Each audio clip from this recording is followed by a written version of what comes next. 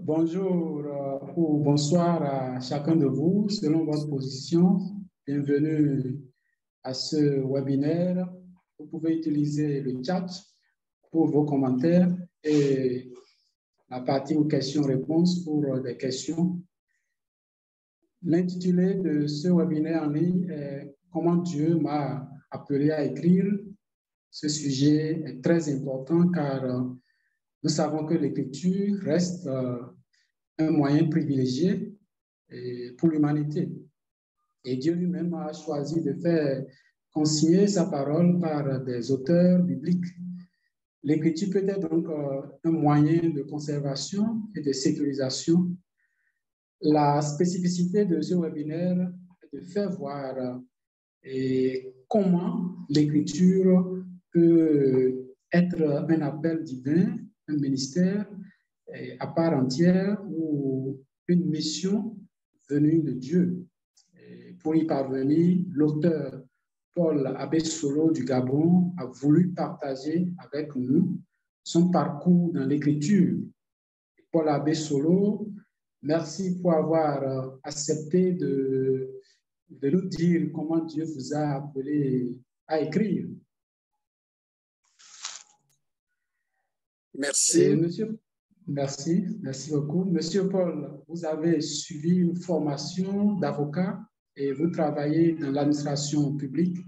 Vous êtes aussi le pasteur principal d'une église de l'Assemblée chrétienne de Philadelphie et dans le monde des livres, avec l'aide des éditions Presse biblique africaine.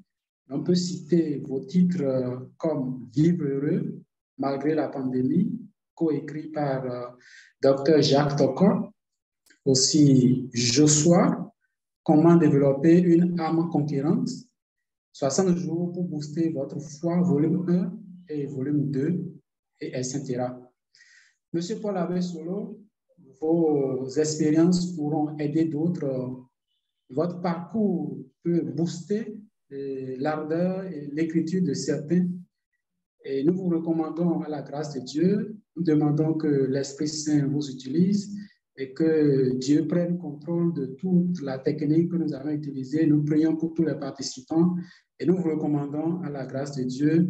Vous avez la parole pour parler avec nous à cœur ouvert. Merci. Merci aussi, Alexis. C'est un privilège pour moi de prendre part à ce webinaire.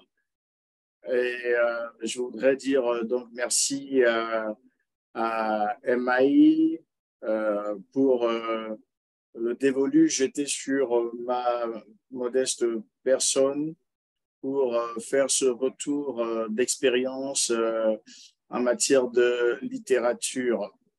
Je suis, comme tu l'as dit, pasteur, je suis agent public, mais je suis également le président du conseil d'administration des groupes bibliques du Gabon.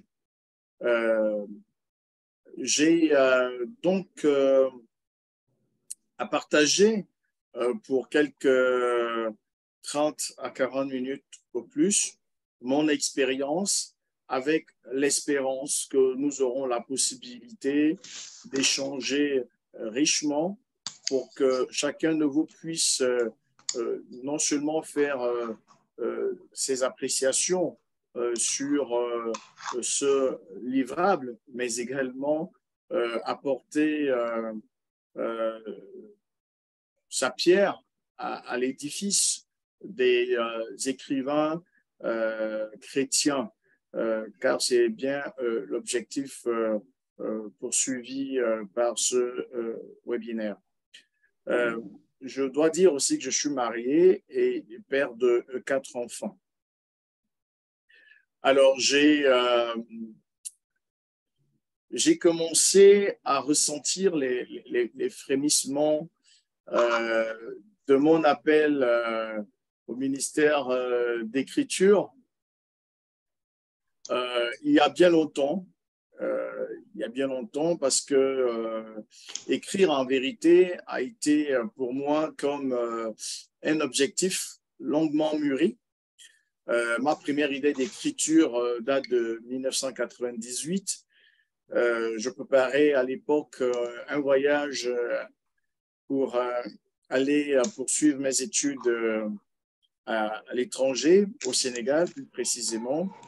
Et j'avais l'intention de consigner dans un document cette expérience de voyage-là. Mais malheureusement, cette intention a été très vite happée par les préoccupations d'ordre scolaire. Mais cela dit, j'ai été toujours fasciné par de bons textes, quelle qu'en soit la nature d'ailleurs, quel qu'en soit le genre. Pourtant, je n'ai pas un parcours de littéraire. Je n'ai pas fait un bac littéraire, je n'ai pas fait des études universitaires littéraires. Je suis passé par un lycée technique et j'ai passé un bac G3, technique commerciale. Et puis, je me suis retrouvé, comme par accident, à la faculté de droit et des sciences économiques de l'université Omar Bongo à Libreville. Et donc, je me suis lancé dans ces études de juriste, un peu malgré moi, même si très tôt, j'ai été épris d'amour pour cette matière-là. Alors, il faut dire que, comme l'adage le dit, autrefois, si l'on conduisait les bœufs par le bâton, aujourd'hui, on conduit les hommes par la parole. J'ai toujours été attiré, intéressé par les personnes qui occupent des fonctions qui les exposent à une activité d'expression publique régulière. Je pense aux enseignants, aux journalistes et même aux hommes politiques. Et j'ai pu constater qu'il y a vraiment de la puissance dans les idées. Je crois que les idées ont plus de puissance que l'atome et que les idées et les mots peuvent véritablement changer notre monde. Donc, cet attrait naturel vers le mot, vers la parole, était vraiment comme un instinct d'écrivain qui sommeillait en moi et que j'ai fini par découvrir avec le temps. Et comme je le disais tout à l'heure, je n'ai cependant pas fait des études de littérature, je vais dire, des études littéraires, mais plutôt des études de gestion et de droit. Et c'est pendant ce parcours que je serais vraiment influencé par certaines personnes avec lesquelles j'ai eu le privilège de passer des temps d'échange scientifique ensemble. Je précise qu'au Sénégal, avec des amis, nous avons mis en place un club appelé Intellectus, dont l'objet était d'organiser des conférences débats et des cafés juridiques, cafés littéraires, juste pour que les gens échangent des idées sur un sujet qui les intéressait. Et donc, dans le cadre des activités de ce club-là, j'ai eu le privilège de côtoyer un certain nombre de personnalités politiques, ainsi que dans le monde journalistique et évidemment aussi de grandes pointures scientifiques et intellectuelles, comme je pense de tête comme ça au professeur Ibader Thiam, qui était quatrième vice de l'Assemblée nationale sénégalaise et qui était un grand professeur d'histoire. Cet homme m'avait véritablement impressionné parce qu'il avait une telle précision dans son propos qui était ahurissante, que ce soit les dates, les lieux, les chiffres, les noms. Il disait tout avec une exactitude inouïe. Nous avons également reçu le président Ouad Abdoulaye, ancien président du Sénégal, qui a vraiment un parcours exceptionnel. Il a fait une licence en mathématiques et une agrégation en droit. Et j'ai pu voir également les capacités, les talents d'orateur de cet homme d'envergure qui, juste avec un post-it, pouvait tenir un discours de 2 heures sans discontinuer. Si je peux trouver aussi, encore dans ce passé d'étudiant, une figure qui m'a marqué, c'est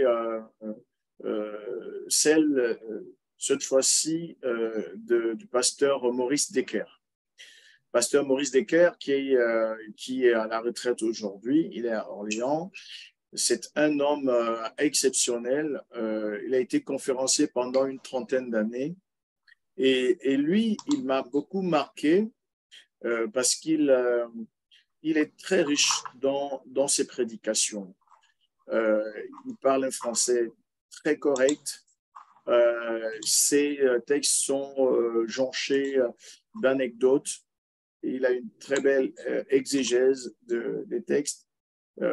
J'ai rarement vu d'enseignant aussi rigoureux, sans faire dans le fanfaronnade qu'on voit aujourd'hui souvent dans le monde évangélique.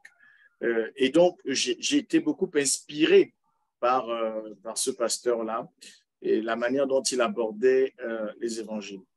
Alors, en 2001, je me convertis et donc, c'était sous la houlette de ce pasteur. Je donne ma vie à Christ. Il était venu au Sénégal pour animer une conférence et un séminaire. J'ai été converti pendant ce séjour du pasteur Maurice Decker au Sénégal. Pasteur Maurice Decker est un auteur qui a aussi publié plusieurs ouvrages comme Barnabas et vous verrez la différence. Barnabas, pardon, tu m'encourages. Daniel et vous verrez la différence. La prière, force ou farce, et j'en passe. Donc, c'est quelqu'un qui a écrit beaucoup. Et ma conversion a permis que nous développions un lien vraiment très fraternel, fort. J'ai donc pu lui rendre visite dans sa maison à Orléans à plusieurs reprises et à l'une de ces occasions, il m'a présenté sa chambre qui était en réalité un lieu d'écriture. Et j'ai pu voir les 36 000 fiches de lecture qu'il avait constituées pendant toutes ces années de ministère, de conférencier itinérant à travers le monde. Et ça a été vraiment quelque chose de révolutionnaire pour moi parce que ça m'a enseigné énormément sur la nécessité de constituer des fiches de lecture de manière systématique. Aujourd'hui, j'essaie de suivre ces pas. Depuis lors, j'ai commencé à utiliser les fiches Bristol, mais aussi et surtout des cahiers expressément dédiés aux méditations, aux enseignements. Et donc, j'ai toute une pile, près d'une quinzaine de cahiers sur une dizaine d'années que j'ai constitués et qui pourront effectivement servir d'ouvrage. C'est un de mes grands projets pour les 5 prochaines années. Alors, comment j'ai été publié? J'avoue que j'ai toujours eu envie d'écrire, comme je l'ai indiqué, et j'avais même commencé, comme je l'ai souligné, avec un projet de livre, de cahier de voyage qui pouvait faire office d'ouvrage. Mais je me suis relâché. Et puis, quand j'ai commencé à travailler, je me suis rendu compte que dans mon domaine, la fiscalité, je suis inspecteur des impôts, il n'y avait pas d'ouvrage de référence dans mon pays. La plupart des livres qu'on utilise sont des livres français au niveau de la doctrine. Et c'est un véritable vide qui est là et qui m'a interpellé sur la nécessité d'écrire, donc de laisser un héritage aux générations futures, d'avoir un document qui peut servir d'ouvrage de référence. Donc, j'ai commencé à écrire aussi des choses dans ce sens et cela a été accéléré par un projet de la Direction générale des impôts du Gabon qui a souhaité que nous rédigions un précis de fiscalité dont je suis un des co-rédacteurs.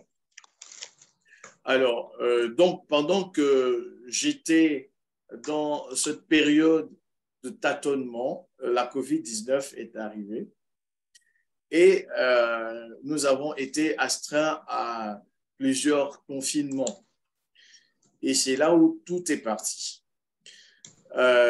J'ai été contacté, recommandé par, je pense, l'ancien secrétaire général des groupes publics du Gabon, aux éditions PBA, qui cherchait deux auteurs qui devaient écrire un petit ouvrage à l'effet de communiquer un message d'espoir et de guérison à tout ce qui a été affecté par la COVID, parce que vous savez que c'était une crise qui n'était pas seulement sanitaire, elle touchait également aux aspects économiques, sociaux, émotionnels. Donc, il fallait envoyer un message d'espoir et de guérison aux Gébélusiens, mais aussi aux chrétiens de l'espace francophone. C'est à ce titre que j'ai été contacté par les presses bibliques africaines pour écrire en vérité ce qui doit être considéré comme mon premier ouvrage, Vivre heureux malgré la pandémie. Alors, cette expérience a été un peu particulière pour moi parce que, alors que j'étais habitué dans le cadre de la préparation des séminaires professionnels, des prédications à l'église, j'étais habitué à exercer librement ma plume. Là, c'était un livre commandé par la maison d'édition et qui nous avait donné un canevas à moi et au docteur Jacques Toko pour donc remplir en vérité la trame qui avait été définie par la maison d'édition. C'était un premier exercice du genre que je vivais et je bénis Dieu de ce que j'ai pu, avec le docteur Jacques, sortir ce livre-là qui est un ouvrage de 111 pages. Le docteur Jacques aborde les aspects scientifiques des perturbations émotionnelles, des émotions, angoisse, peur et autres, la mécanique qui se trouve derrière ces émotions et surtout comment en sortir. Et moi, j'aborde la question sous un angle beaucoup plus spirituel en appuyant sur la résilience du peuple d'Israël qui a connu plusieurs chocs historiques, la déportation à Babylone, mais avant cela, l'esclavage en Égypte, sans compter les événements qui sont plus proches de nous, mais qui est resté debout. c'est pendant cette période, donc après avoir travaillé avec le docteur Jacques, que j'ai également été encouragé par des amis, et c'est pour moi aussi l'occasion de remercier très vivement Ramon, qui recevait mes textes. J'ai été encouragé donc par lui et par quelques autres personnes à compiler les méditations quotidiennes que je m'étais senti obligé d'envoyer à la communauté ecclésiastique dont j'ai la charge chaque jour. Donc, chaque matin, j'écrivais une méditation d'une page et demie à 4. Donc, j'écrivais des textes relativement concis pour maintenir en alerte le peuple de Dieu, pour entretenir leur foi pendant cette période où les églises étaient fermées. Donc, c'était des messages qui étaient destinés à entretenir ma communauté, ainsi que certaines personnes qui faisaient partie de mes groupes de diffusion.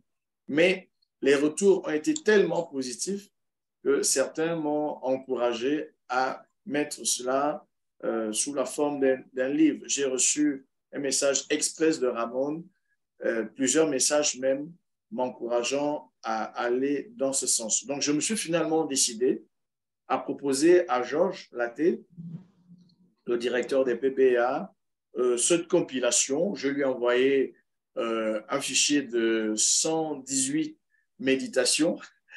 En réalité, je pensais que c'était 120. Et je voulais sortir un livre en un seul bloc. Mais il m'a déconseillé de le faire pour éviter que le livre soit très volumineux. Et il m'a plutôt conseillé de publier ces méditations en 2 temps. D'où ce deuxième ouvrage qu'il va travailler concomitamment avec le premier, intitulé « 60 jours pour booster ta foi ».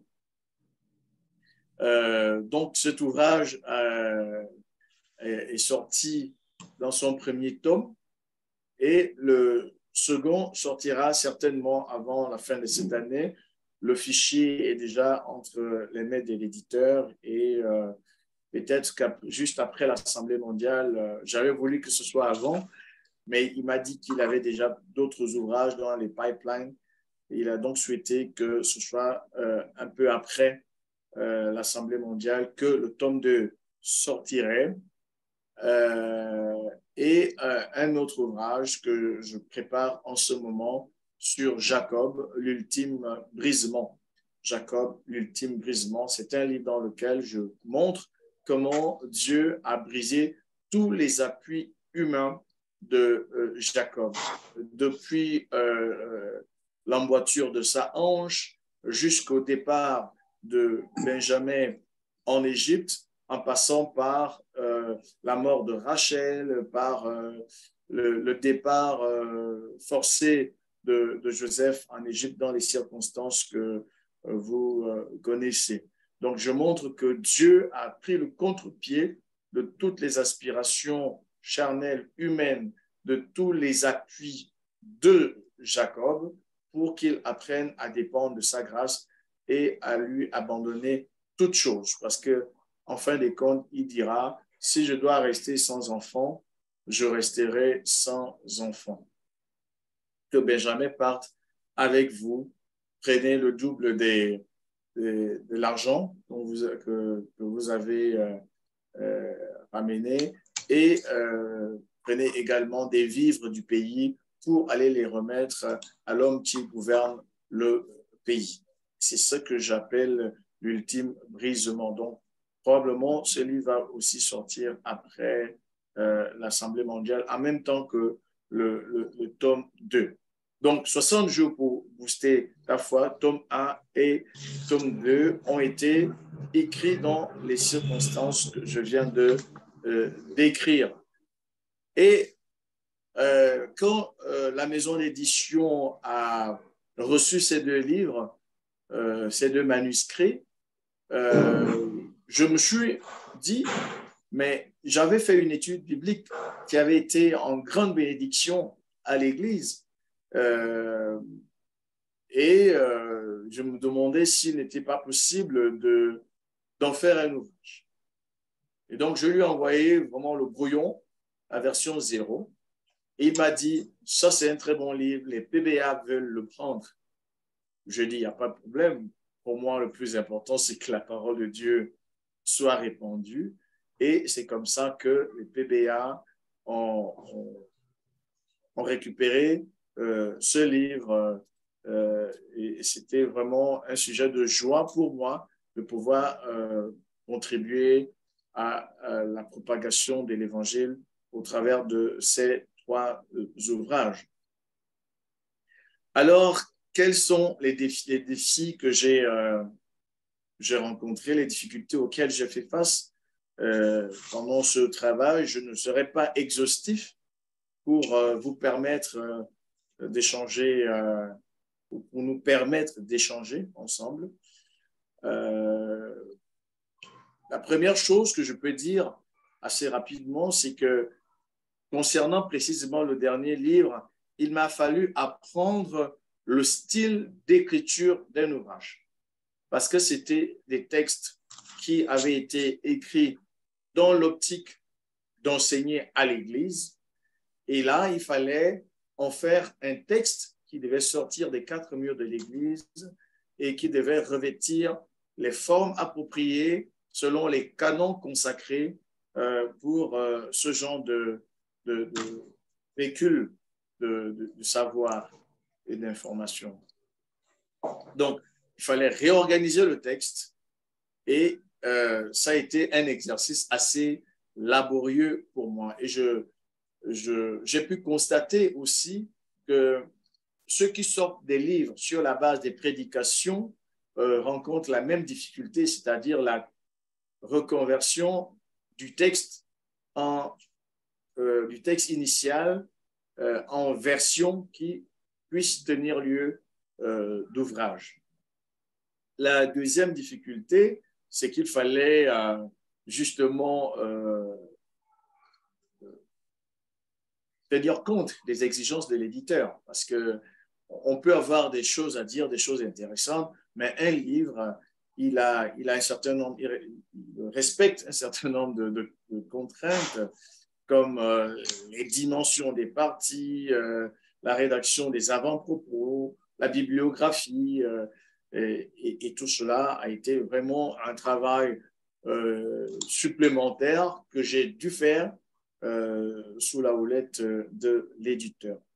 Et justement, l'autre difficulté, c'était cette navette-là, à la fois sur le fond et sur la forme. C'était un grand défi parce que il y a des textes justement qui sont acceptés tels quels, qui ne posent aucun problème, mais d'autres qui peuvent faire l'objet d'une navette abondante avec des corrections, des ajouts, des retraits, une réorganisation du texte, une restructuration des parties. Donc, ce texte a été assez laborieux. Cet exercice, je veux dire, a été assez difficile. Et j'avoue qu'à un moment donné, je me sentais bien fatigué.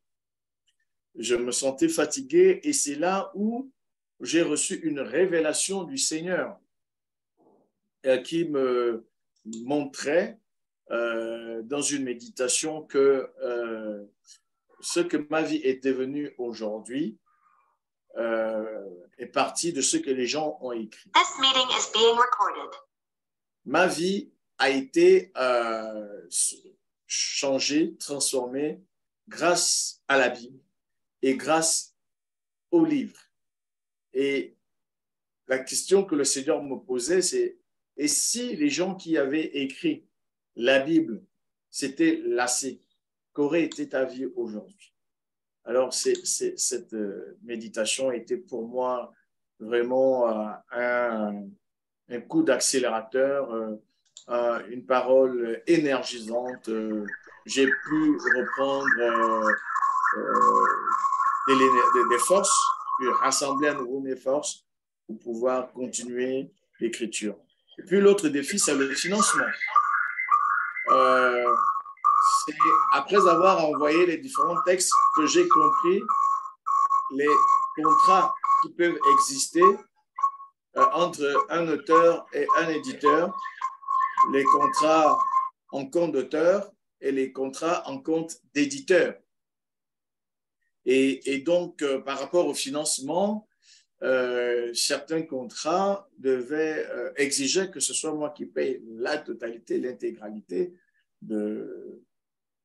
des charges inhérentes à la production de l'ouvrage.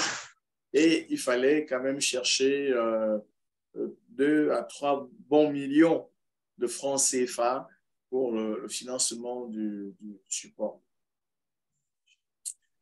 L'autre défi, c'est la discipline avec le temps. J'avoue que dans le cas du confinement, ça n'a pas véritablement posé problème, puisqu'on n'avait pas grand-chose à faire en dehors de rester à la maison, de lire, d'écrire, de prier. Et donc, je n'avais pas, en ce moment-là, véritablement ressenti la difficulté d'une bonne gestion du temps. C'est maintenant, avec les projets d'ouvrage que j'ai actuellement, alors que la vie a repris ses droits, que je sens la nécessité vraiment de m'imposer une discipline pour écrire. Il faut écrire avec régularité. Il faut avoir des bons réflexes pour écrire. Écrire quand on est inspiré, mais écrire aussi, même quand on est inspiré, on n'est pas inspiré, parce que l'inspiration peut venir avec l'activité. L'autre défi que j'ai, c'était l'organisation de ma bibliothèque. Par la grâce de Dieu, j'ai des ouvrages en 3 endroits différents, dans mon bureau à l'église, dans mon bureau professionnel, au niveau de la fonction publique et à la maison. Mais je me suis rendu compte que lorsqu'on écrit un ouvrage, il était toujours bon d'avoir les livres de référence, les livres qui peuvent nous aider, les livres qui peuvent nous inspirer à disposition. Donc, il fallait avoir une bonne organisation de sa bibliothèque qui permettrait de prendre facilement le livre que je veux utiliser sans avoir à beaucoup chercher et donc à perdre l'inspiration, à perdre l'énergie, parce que la recherche peut, ma foi, s'avérer fatigante. Et l'autre défi, c'est le défi de la commercialisation. Défi de la commercialisation parce que je me suis rendu compte que les premiers jours, les livres ont été vendus comme des petits pains. Mais j'ai compris que c'était par rapport, je vais peut-être revenir dessus, au réseau relationnel que j'avais. Mais aujourd'hui, le grand défi, c'est de continuer de vendre au-delà de ce réseau-là. Et puis, il fallait aussi fixer un prix qui permettrait de rendre viable l'entreprise d'écriture et de financer d'autres ouvrages. Alors, quelles sont les leçons apprises? Je vais en parler assez brièvement. Premièrement, c'est qu'on n'a pas besoin d'être savant pour écrire un livre. Chacun de nous peut écrire, pourvu qu'on ait quelque chose à dire au départ. Tout livre est une expérience de vie qui peut être partagée, qui peut aider quelqu'un d'autre. Tous les humains de tous les temps et de tous les lieux vivent les mêmes problèmes avec des colorations différentes. Donc, mon expérience de vie, ton expérience de vie peut aider quelqu'un à résoudre un problème, à obtenir une orientation, à être épargné d'un danger. On n'est pas obligé d'être totalement qualifié pour écrire, mais notre expérience propre peut être édifiante. La deuxième chose, c'est que seules les personnes de lecture et de culture peuvent être aussi des personnes d'écriture. Il faut beaucoup lire pour écrire. On dit souvent que le faire aiguise le faire. Donc, il faut être au contact des autres écrivains pour déjà voir comment ils écrivent, pour apprendre de leurs erreurs, de ce que nous jugeons moins bien fait. Et donc, c'est cette relation de proximité avec le livre qui va nous donner également la bonne attitude à avoir lorsque nous écrivons à notre tour. Donc, il faut lire. On ne peut pas écrire si on n'est pas d'abord un lecteur. C'est d'ailleurs la raison pour laquelle la bibliographie est souvent exigée, parce que on ne peut écrire que ce que l'on sait. Et si on veut que notre avis, notre opinion, notre analyse soit crédible, il faut la confronter avec ce que d'autres personnes, d'autres auteurs ont dit avant nous. Une autre leçon apprise, c'est que la notoriété de l'auteur favorise la commercialisation du livre. Je l'ai dit tout à l'heure, je suis pasteur, donc connu dans le milieu évangélique. Je suis fonctionnaire, connu dans mon milieu professionnel, et ce sont les deux environnements qui ont pris le plus gros du contingent des ouvrages que j'ai pu vendre jusqu'à ce jour, de manière un peu marginale aussi au sein de la famille. Donc, en termes de leçons apprises, j'ai pu noter que le livre se vend plus facilement là où l'auteur est connu. Alors, quels sont les conseils pratiques? Il faut écrire pour donner envie aux gens de lire. Donc, écrire comme on aimerait lire une autre personne qui écrirait sur le sujet. Donner envie. Il y a beaucoup de gens qui commencent un livre et qui ne l'achèvent pas. La raison, c'est que l'auteur n'a pas su cultiver le suspense. Il n'a pas pu tenir en haleine son lectorat.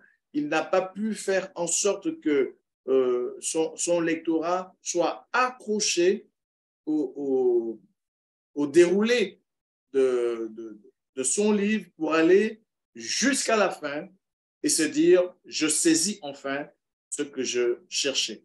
Donc, on écrit en donnant envie, en se mettant à la place du lecteur. Dans tous les cas, il faut avoir un propos clair. Il faut écrire de manière à être lu facilement. Donc, il faut avoir un style facile, sujet, verbe, complément. Il faut présenter des idées de manière tout à fait explicite. Il faut avoir un vocabulaire pittoresque et varié.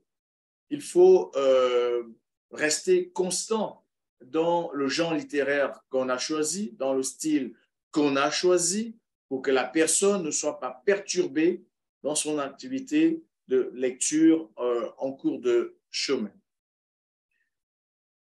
Pour terminer, je voudrais ici donc donner quelques conseils, cette fois des experts, mais rapidement, tout ce qui anime des ateliers d'écriture, ce qui est généralement dit et que je vais reprendre ici à mon compte, et que je vais parcourir. J'ai déjà fait plus de 40 minutes, donc plus de 37 minutes. Voilà. Lire et étudier toute sa vie. Donc, si on veut être un auteur qui devient écrivain et qui fait de l'écriture une activité professionnelle, la plus le plus longtemps possible, il faut continuer de lire, il faut continuer d'étudier toute sa vie. Avoir toujours un livre avec soi. Je ne voyage jamais sans au moins un ou deux livres dans mes valises. L'autre conseil, c'est qu'il faut prendre des sujets pertinents, des sujets qui collent avec le besoin de ton environnement, des sujets qui font écho des aspirations de la société. Et il faut maîtriser son sujet. Il faut savoir le prendre du début, le conduire pendant tout l'ouvrage et avoir une conclusion qui permette au lecteur de se dire « j'ai fait le tour de l'opinion, de la pensée de l'auteur sur ce sujet ». Donc, les sujets développés dans l'ouvrage doivent être pertinents et l'auteur doit maîtriser son sujet. Il y a aussi le choix de la cible, le niveau de langage, le genre littéraire, le niveau d'exigence technique qu'on se donne est aussi tributaire de la cible qu'on a choisie initialement. Par exemple, quand j'écris un livre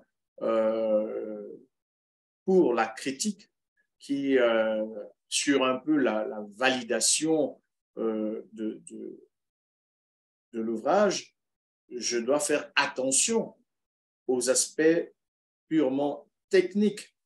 Donc, il ne sera pas question de mettre l'emphase sur ce que je vais dire, mais sur le respect des règles d'écriture qui seront appréciées par la critique. Donc, la cible va déterminer le genre de livre que je vais écrire. Quand j'écris un livre pour enfants, je dois m'adapter au langage des enfants, je dois utiliser un langage imagé pour intéresser l'enfant, pour captiver son attention. Donc, le choix de la cible et le genre littéraire sont également importants à prendre en compte pour écrire un bon livre. Et il faut de la régularité, il faut s'imposer une besogne. Je parlais tout à l'heure de la discipline, c'est extrêmement important de se dire que l'écriture doit pouvoir être une activité à laquelle on va.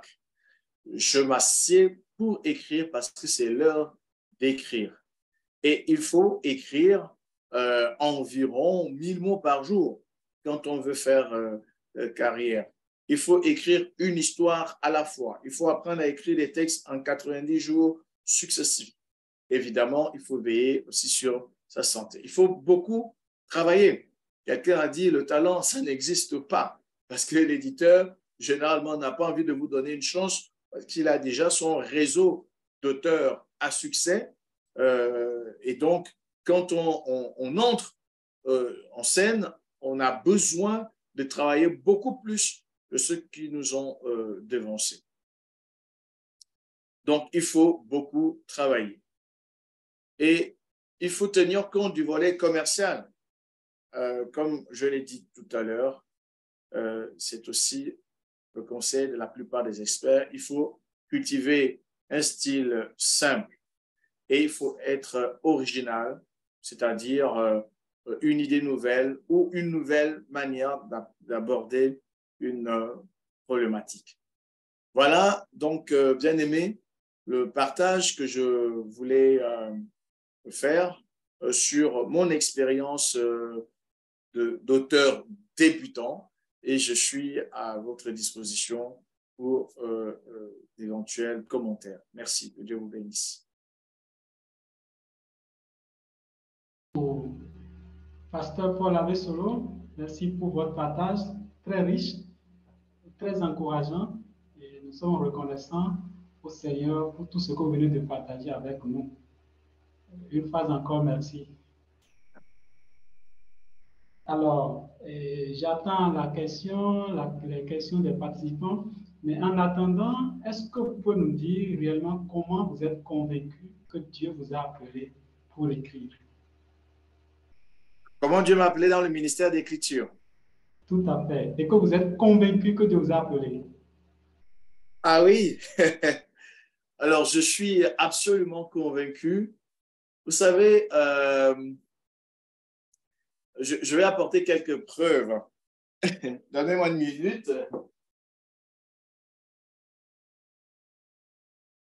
Nous attendons qu'il nous apporte des preuves parce que le thème, c'est comment Dieu m'a appelé à écrire. Et Voilà. il est venu nous partager Donc, ses convictions.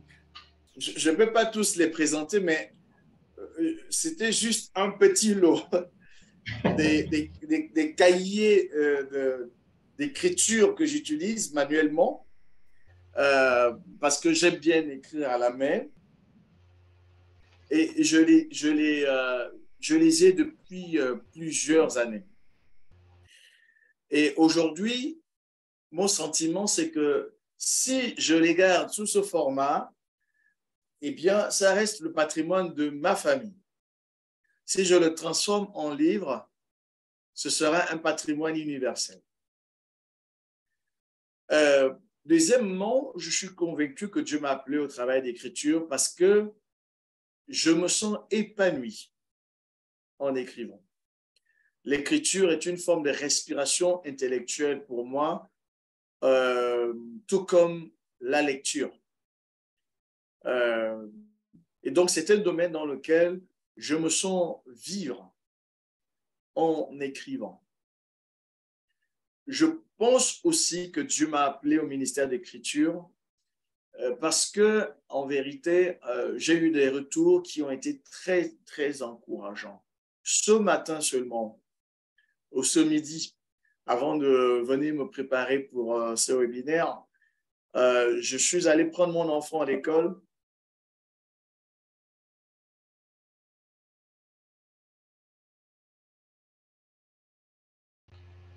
Oui, nous vous écoutons. Continuez.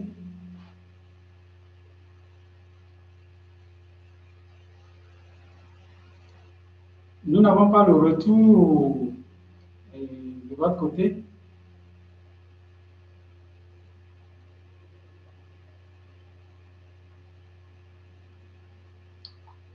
Certainement un petit souci technique à votre niveau.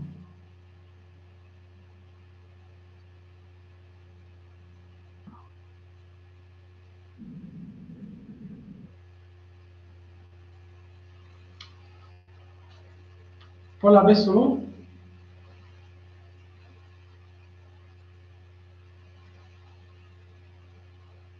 Nous attendons le retour de l'auteur.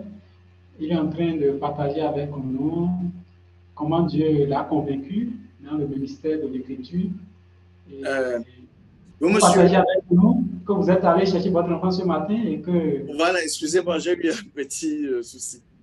Alors, donc, et puis la vendeuse qui me voit chaque matin aller prendre le petit déjeuner au restaurant, pâtisserie, m'a dit, monsieur, dernièrement, vous étiez en train de présenter un livre à quelqu'un qui était assis au fond du restaurant.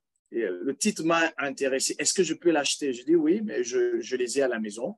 Je vais même en faire la promotion samedi avec un ami, donc je pensais à Georges. Elle me dit non, je vais l'acheter maintenant. Donc, j'ai dû aller dans la voiture avec elle et je lui ai vendu le livre. Et j'ai plusieurs exemples comme ça, des gens qui ont été vraiment pressés de s'en procurer. Et pour ceux qui ont lu, également, il y a eu des retours très positifs. Il y a une sœur de l'Église, quand elle a fini de lire Josué, qui m'a dit, pasteur, je me suis mis à prier. Quand j'ai lu ce livre-là, je me suis mis à prier. Il y a un autre témoignage d'une collègue qui a acheté 60 jours et qui me disait, je vis un mariage difficile, mais avec ce livre-là, j'ai compris que j'ai mené pendant longtemps des combats qui n'étaient pas les miens. Parce qu'en fait, dans le livre, il y a une méditation qui porte sur la mort de Josias, qui a été tué par le roi Néco, le roi d'Égypte, alors que ce n'était pas véritablement son jour. Hein. Ça, c'est mon analyse. Le roi lui a dit, je ne viens pas contre toi, je passe, ne viens pas me combattre, mais il s'est entêté et il est mort. Et je montre dans cette méditation que nous pouvons aussi perdre nos vies si nous ne faisons pas attention au genre de combat que nous décidons de mener. Donc, en gros, les retours sont satisfaisants, les gens sont prêts d'acheter.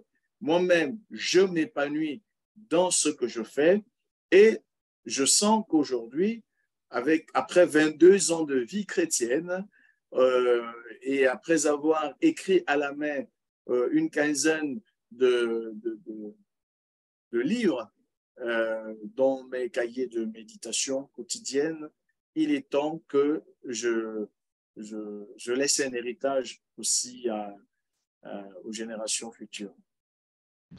Merci, merci pour le partage, c'est vraiment encourageant. Et en attendant que les participants aussi posent des questions, j'aimerais vraiment demander comment vous arrivez à surmonter l'hésitation et la fatigue dans l'écriture. À surmonter l'hésitation et la fatigue. Parfois, vous hésitez, parfois vous êtes fatigué, mais vous avez dit tantôt qu'il faut écrire chaque jour. Comment vous êtes arrivé à surmonter l'hésitation et la fatigue? Alors, j'avoue que bon, tous les jours ne sont pas pareils. Hein. Il y a des jours où je suis plus énergique que d'autres, mais c'est difficile d'expliquer, comment je peux dire ça, la gestion d'une passion. Pour moi, je suis passionné des mots. Je sens mon esprit aéré quand il découvre un nouveau mot. J'ai toujours un bloc-notes ou un cahier avec moi quand j'apprends un mot nouveau. Quand quelqu'un dit une chose d'une manière qui me plaise bien, je note. Donc, c'est vraiment une passion et je n'arrive pas à écrire que lorsque je n'ai pas le temps de le faire. Je n'arrive pas à écrire que lorsque je suis malade. Je n'arrive pas à écrire que si les conditions ne me permettent pas d'écrire. Mais en temps normal, je suis toujours en train d'écrire. Je n'hésite presque pas à écrire. Voilà ce que je peux apporter comme réponse à ta question. Maintenant, pour ceux qui hésitent, comme je l'ai dit tout à l'heure,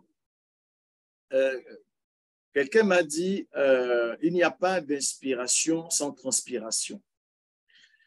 Et donc, je crois que quand on s'impose une discipline de travail, l'inspiration vient d'elle-même. Et donc, on décide d'écrire. Et quand notre plume est active ou nos mains sont sur le clavier, les idées foisonnent. Les idées arrivent les unes après les autres. On dit souvent que la petite vient en mangeant. Donc, il y a des choses qui étaient peut-être enfouies quelque part dans ton cerveau qui émergent pendant que tu écris et tu t'y plais, tu y prends goût et voilà, tu peux écrire plusieurs lignes quand même d'un seul trait. D'accord, merci. Une autre question, c'est en tant qu'auteur, parfois vous êtes tenté d'aller d'une thématique à une autre thématique, mais quand vous arrivez à canaliser votre sujet sans s'en détourner pour pouvoir écrire un livre, par exemple. Comment vous arrivez à canaliser votre sujet? Parfois, en écrivant, vous êtes tenté d'aller sur le sujet ou d'avoir d'autres sujets, mais comment rester fidèle à un sujet et le conduire du début jusqu'à la fin pour en avoir un livre? Surtout en tant que pasteur, en tant que prédicateur, comment vous y arrivez? Oui, ouais, c'est une bonne question, hein. En vérité, c'est vraiment une tentation qui est toujours là. Une tentation de s'évader, une tentation d'appuyer sur des aspects secondaires du sujet, une tentation d'ouvrir une brèche qui n'est pas forcément utile à l'analyse, mais j'avoue que je ressens toujours en moi une voix, je l'entends, qui me dit tu vas trop loin, ce n'est pas le sujet.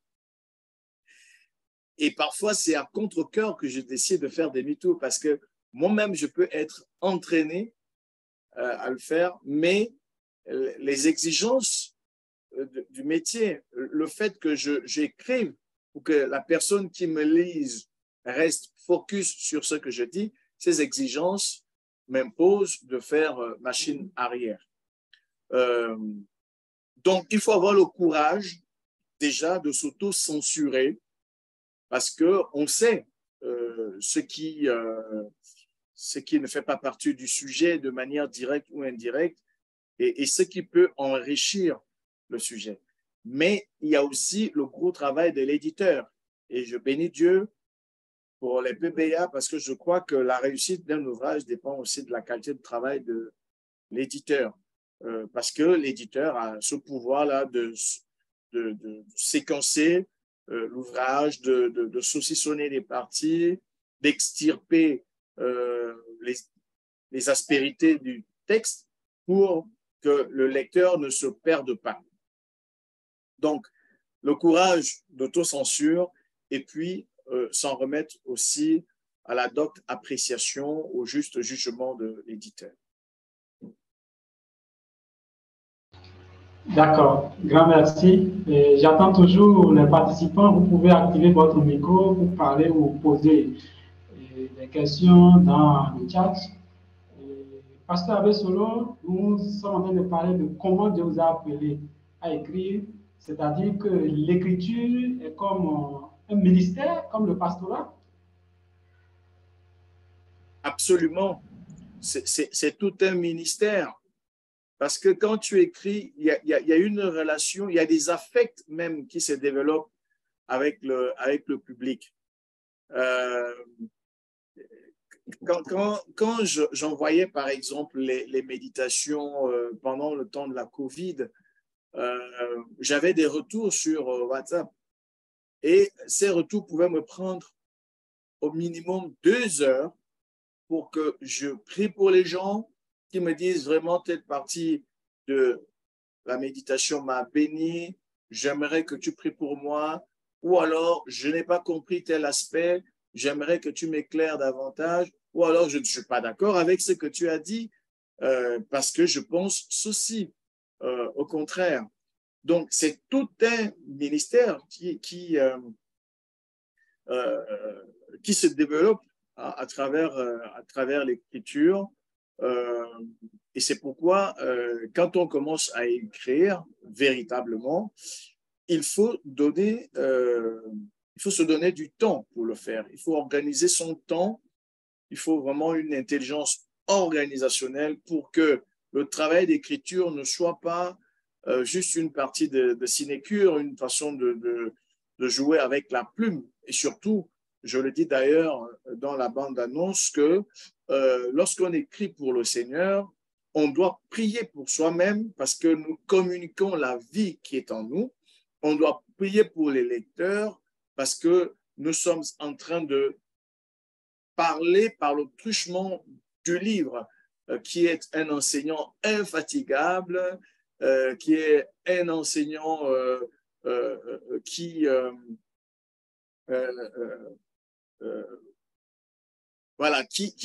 permanent, je vais dire, auprès des différents lecteurs. Un livre, tu peux le lire, le relire et le relire autant de fois que tu veux. Donc, c'est un ministère. Il faut prier pour ça. Moi, c'est la même équipe qui prie pour moi par rapport à mon travail de pasteur. c'est cette équipe qui prie aussi pour moi au sujet de mes travaux d'écriture. Quand j'ai un projet, je leur communique, ils prient pour ça, pour que je sois inspiré, pour que les gens soient bénis, pour que les financements soient trouvés, pour que le travail d'édition se passe bien, pour que le livre soit bien vendu. Donc, évidemment, pour que les vies soient transformées. Donc, il y a cette dimension spirituelle qui est aussi essentielle dans le travail d'écriture. Donc, tout un ministère à part entière. Aujourd'hui, comme je le disais, j'ai en permanence un stylo, un cahier avec moi. Parce que tout ce que je vis, tout ce qui traverse mon esprit peut être un sujet, soit principal, soit secondaire, d'un ouvrage, soit que j'ai écrit ou que je peux avoir l'intention d'écrire. Donc, je suis jaloux de toute idée, de toute lumière qui tombe dans mon esprit. Et comme la mémoire n'est pas un support fiable, j'utilise ces cahiers, ces supports-là pour conserver les lumières que je reçois. Donc, c'est vraiment un ministère à part entière. Je suis en train d'écrire sur Jacob, justement, je le disais tout à l'heure, et j'ai dû acheter des ouvrages pour 70 000 dans une librairie de la place qui porte sur Jacob. Jacob,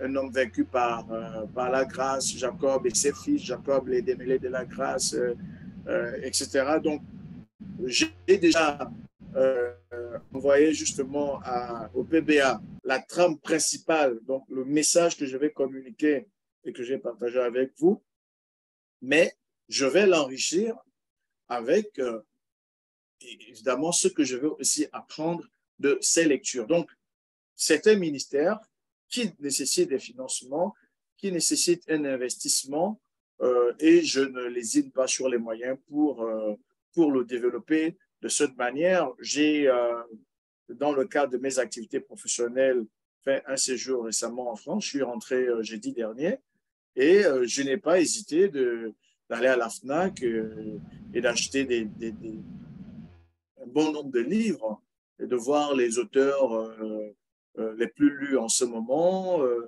d'acheter des ouvrages d'auteurs comme Gabriel Garcia, dont je ne connaissais que des citations. J'ai acheté des ouvrages sur justement la communication grand public. Bon, voilà.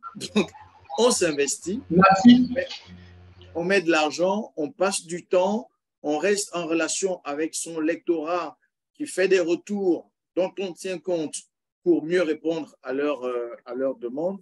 Et c'est comme ça qu'on développe son ministère d'écriture, je pense.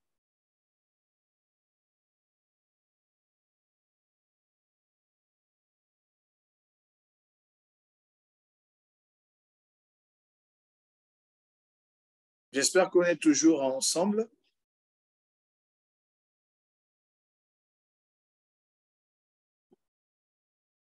Est-ce qu'on est toujours ensemble?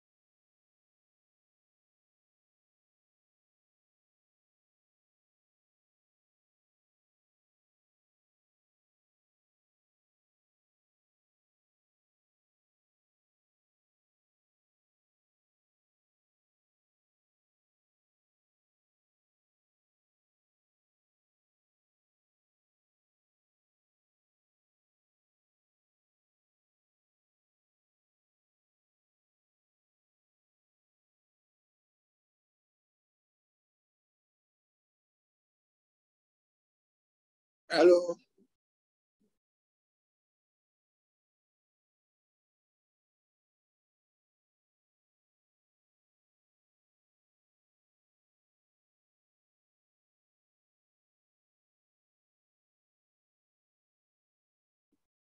OK.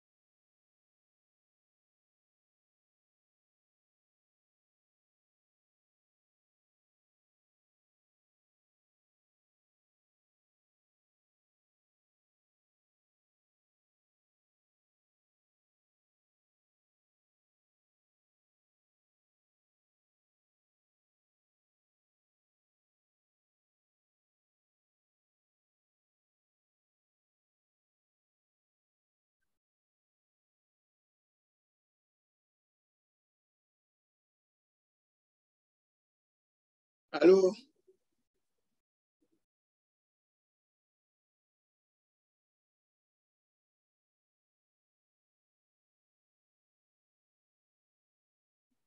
Allô?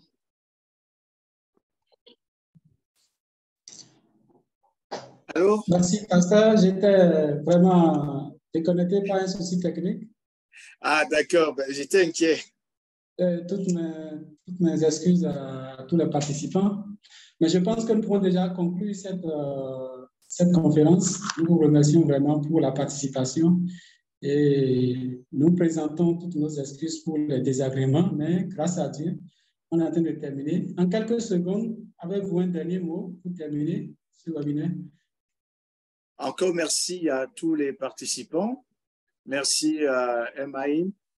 Et j'espère que nous allons pouvoir nous challenger, que j'aurai l'occasion de lire les livres des personnes qui ont pris part à ce webinaire et puis que vous aurez aussi l'occasion de prendre possession de mes ouvrages pour des partages d'expériences. Merci, que Dieu vous bénisse. Merci. C'est la fin de notre webinaire. Nous remercions vraiment le pasteur pour vos partages très enrichissants et vous avez parlé à cœur ouvert. Nous avons compris que avec l'écriture, on peut aller au-delà de son église. Et là, l'écriture est un livre, un missionnaire. Il voyage plus que son auteur. Et c'est un appel aussi parce que par là, Dieu permet de toucher des milliers de personnes. En cela, nous pouvons dire que l'écriture, c'est vraiment une mission. Et nous allons aussi remercier MI qui nous a permis de participer à cette conférence. Merci à Ramon et merci à tous les participants.